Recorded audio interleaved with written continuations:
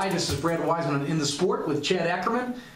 Today's segment's a little interesting. We're going to talk about Ohio State specifically because I went to college there, and ironically or coincidentally, whatever you want to call it, I have some cousins who played Ohio State who I don't particularly keep in touch with. They're a lot younger than I am, but I do know their parents. We're talking about the Boren brothers. There are three of them. There is Justin Boren, who currently plays for the Ravens.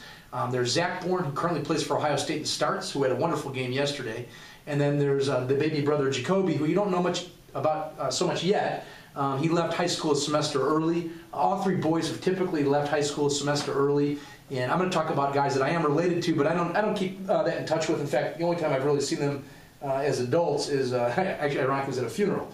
But their parents, when I was in college at Ohio State, when I was homesick beyond belief, I used to sleep at their house. Mike Boren, their father, played for Michigan. He led the Big Ten in tackles his junior and senior year, I believe. Played on a pretty special team.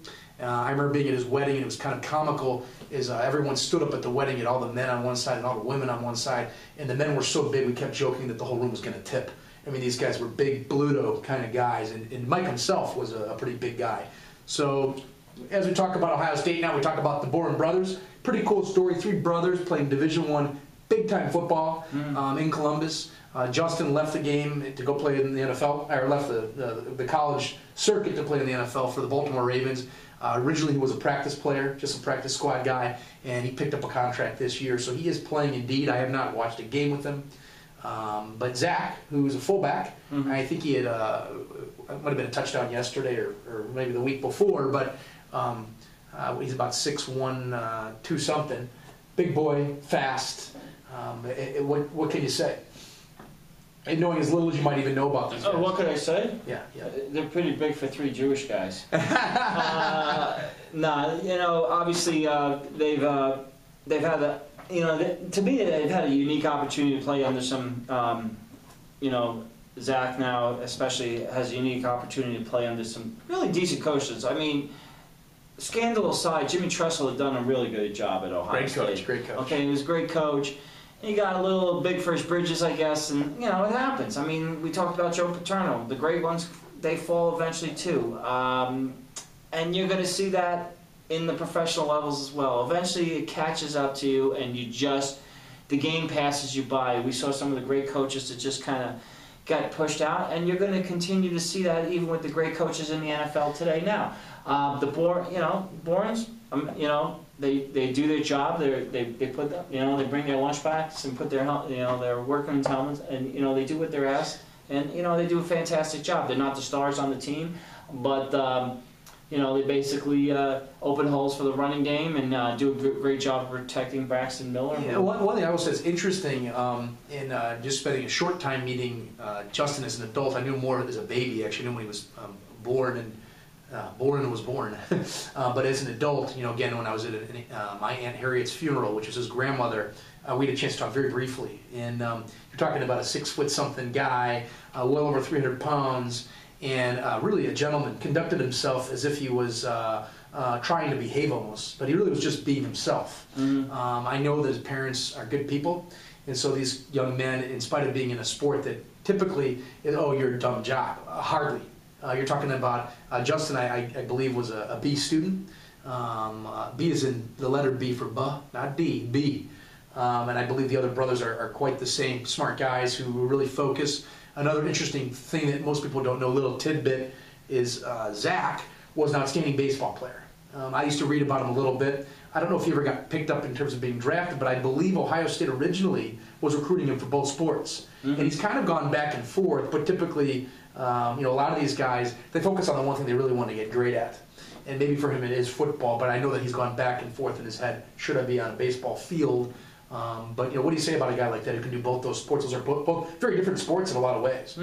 Definitely different sports. I mean, I'm a big baseball fanatic. I think it's one of the great sports, one of the most difficult sports, I think, to play. A lot of people will be like, well, they sit around and don't do anything. But no, it's a pretty difficult sport to play mental-wise. But yeah, to play those two different sports is, you think about it, NFL or college playbook's probably about that thick, and to remember all that stuff. And then in baseball, to remember exactly where to play, position yourself on the field, have a scouting report on your opponents. takes a lot. It takes special talent to play those two sports. And we had a special talent years ago, a guy named Bo Jackson, and it takes a special talent to play both. Bo knows. Bo knows. He does. Bo knows. So does Brad. Bo knows he was probably as good or better than Deion Sanders. Yeah, Brad knows. Brad don't know nothing, but basically, no, I'm only kidding. Brad knows how to put me on the spot here, but asking me about his cousins. But needless to say, and also just to tag onto this, it's kind of interesting. You see this trend a little bit in college football where there's a couple brothers who are big time players. There's another couple brothers somewhere else, and we could talk about my buddy J.J. Japaru, who played for University of Arizona. Two brothers. Rob Gronkowski. Yeah, but his brothers played in the NFL too. But JJ in particular, he played for U of A, as you know, because you were probably paying attention to him over the years.